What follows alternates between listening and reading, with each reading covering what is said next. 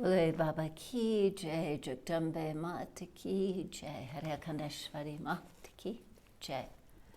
In our last discourse, we read about the death of King Pariksit by the bite of the huge serpent, and now we're going to learn about his son. In chapter 11, Sutta said, O Munis, seeing how the king, lifeless, and his son, a mere boy, the ministers themselves performed all the funeral ceremonies. First, they burned the king on the banks of the Ganges without uttering any mantras, as his death was an accidental one due to a snake bite. Afterwards, they had an effigy of the king made of kusa grass and placed it on the funeral pyre and burnt it with sandal and scented wood.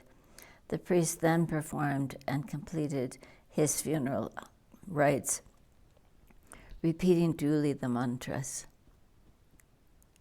And then they distributed various things in charities to the Brahmins, together with sufficient quantity of gold and varieties of food and clothing, so that the king may attain heaven.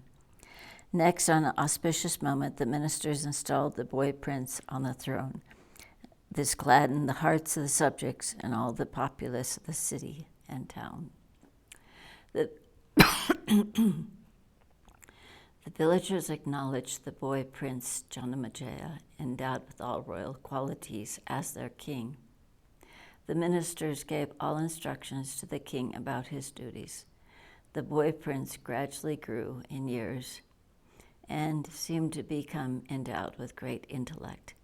When Janamejaya turned 11, the family priest initiated him duly with the Gayatri mantra, and he also studied it. Then he was taught the perfect science of archery. Janamejaya also learned by and by all the sciences and became very powerful and indomitable to his enemies, as he was skilled in the science of archery. He was similarly in the other branches of the Vedas.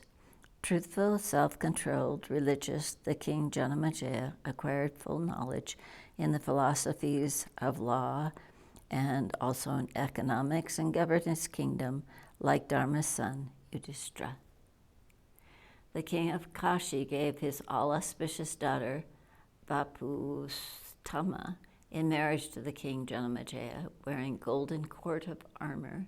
The king Janamejaya was with the beautiful Vapustama, casting sidelong looks,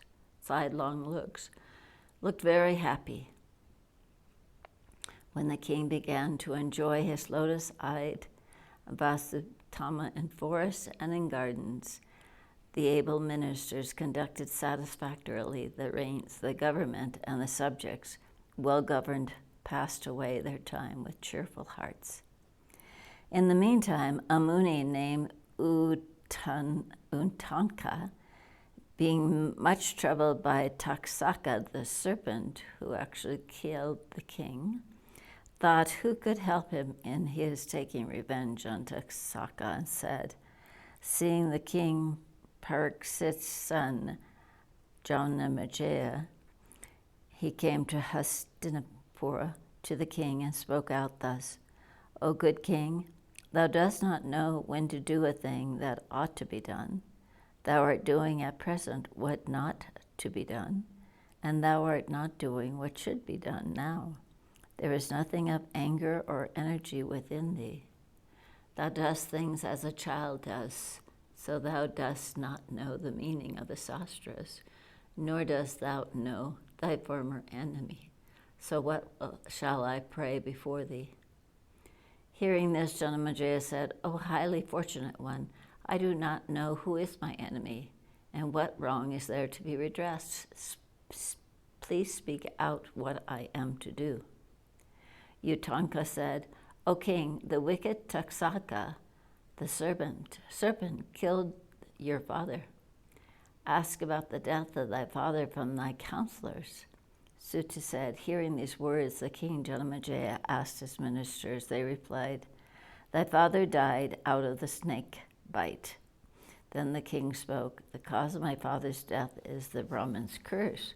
What is the fault of Tasaka in this matter? Please say." Untaka said, "It was Taksaka that gave abundance of wealth to Kasyapya, who was coming to cure thy father of Taksaka's poison, and made him desist from that purpose. So, O king, is not that Taksaka then thy father's great enemy and his slayer? O king, in former days, when Pramadvara,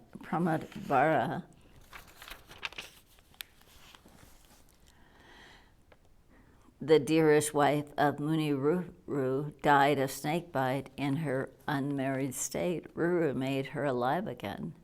But Ruru made then the promise, whichever serpents I will see, I will take away its life by striking it with a club. O king, thus making the resolve, he began to kill snakes wherever he found them with his club, and thus in his course of travel all around the earth. He saw within a forest an aged, terrible water snake, and immediately lifted his club to kill it, and angrily struck it a blow on it, when the snake replied, "O Brahmana, why are you striking me thus? I have not caused any offense to you." Ruru said, "O serpent, my dearest wife died of snakebite. Since then I have made this resolve under great provocation and sorrow to kill snakes." Hearing this, the water snake replied, "I do not bite. Those who bite are a different class of snakes. Simply on account of my bearing a body similar to them, that you should strike me is not quite proper." Hearing these beautiful human words from the mouth of a serpent, Ruru asked, "Who are you, and why have you become this water snake?" The snake replied, "O Brahmana, I was formerly a Brahmana. There was a friend of mine named Khyas, very religious, truthful, and self-controlled. Once he was staying in his Agnihotra room, and I foolishly terrified him much by placing before him an artificial snake created by me of the leaves of trees. He became so bewildered with fear and shuddered so terribly that he at length cursed me, saying, 'O one of blunt intellect, as you have terrified me by this snake having no poison, so you better be a snake of that type.' Immediately I turned into a snake, and when I entered that Brahman's, his anger abated a little, and he said again, 'O snake, Pramati's son Ruru will no doubt free you from this curse. I am that snake, and you are also that Ruru. Now hear my words in conformity with Dharma. The highest Dharma of the Brahmanas is not killing. There is no doubt in this. The wise Brahmanas ought to show mercy to all. No harm or killing is to be committed anywhere except in yagyas, fire sacrifice. Killing is only allowed in yagyas, for at the sacrifice the animal kill attains the highest goal. Hence, killing in sacrifice is not reckoned as an act of killing." Uttanka said, "That Brahmana was then freed of his serpent body, and Ruru too desisted from killing since then. O king, Ruru gave life back to that woman and married her, but even then, remembering the former enmity, he killed the snakes. But, O chief of Bharata's family, thou art staying without any care, without any anger to the snakes, and without any revenge to the previous wrong, O king of kings. Thy father died high up in the air without any bath or charity due to be done at the time of death. So rescue thy father by killing his enemies, the snakes. The son is dead, though living, who does not consider the act of his father's enemy as inimical. Until thou dost kill the snakes, thy father's enemies, thy father's hell life will not be freed.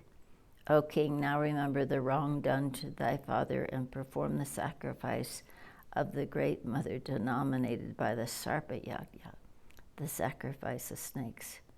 Suta said, hearing the words of Uttanka, the king Janamejaya sadly wept and shed tears and thought to himself, alas, fie to me, I'm a great stupid, hence I feel myself proud, but in vain.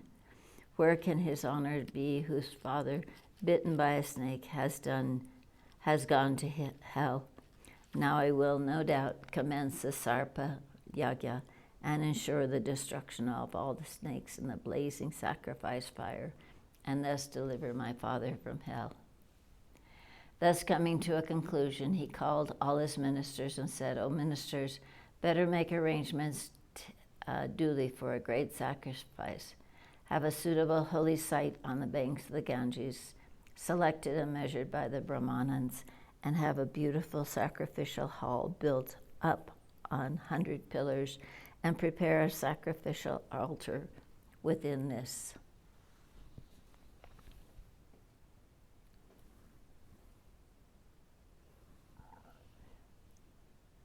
O ministers, when all these preliminaries will be completed, I will commence with the great Sarpa Yagna.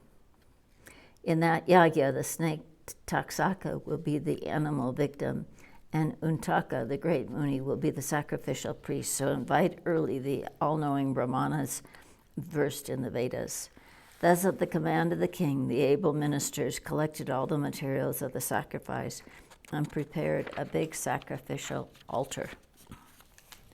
Suta said, when the oblations were offered on the sacrificial fire, calling on the snakes, Taksaka became greatly distressed with fear and took refuge of Indra, saying, save my life, Indra, then give hope to save my life. Indra then gave hope to Taksaka, trembling with fear, and made him sit on his asana, encouraged him with words, no fear, O snake, do not fear anymore.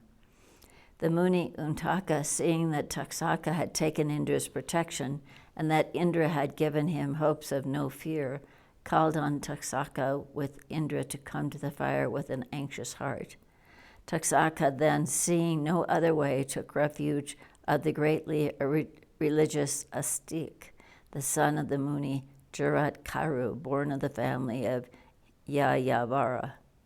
The Muni's son, Astik, came to the sacrificial hall and chanted hymns in praise of Janamejaya, the king.